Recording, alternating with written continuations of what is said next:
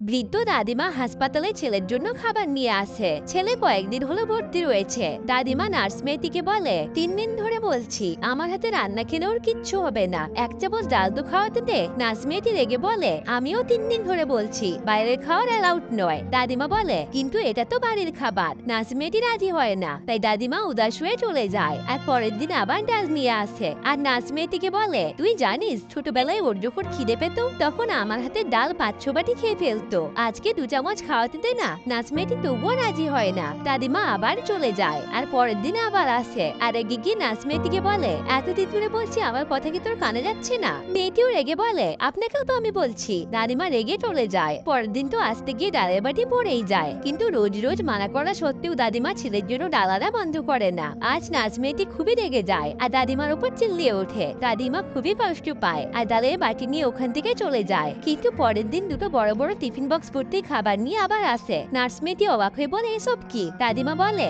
আজকে ওর জন্মদিন, তাই একটা তোর জন্য এনেছি। কিন্তু নার্স মেয়েটি তবু আজকে ছেলেকে খাওয়াতে দেয় না। এরপর নার্স মেয়েটি খাবার টেস্ট করে আর দাদিমা চলে যায়। পরের দিন দাদিমা আবার আসে আর আজকেও প্রতিদিনের মতো রিকোয়েস্ট করে 2 চামচ খাওয়াতে দেওয়ার জন্য। আজকে আর নার্স মেয়েটি মানা করতে পারে না। সে এদিক ওদিক তাকিয়ে দরজা বন্ধ করে দেয় আর দাদিমাকে খাওয়াতে বলে। দাদিমা খুশি হয়ে ছেলেকে নিজের হাতে খাইয়ে দিতে লাগে। সত্যি মায়ের হাতে রান্নায় সেই জাদু রয়েছে, যেটা আমাদের সমস্ত অসুস্থতাকে নিমিষে উধাও করতে পারে।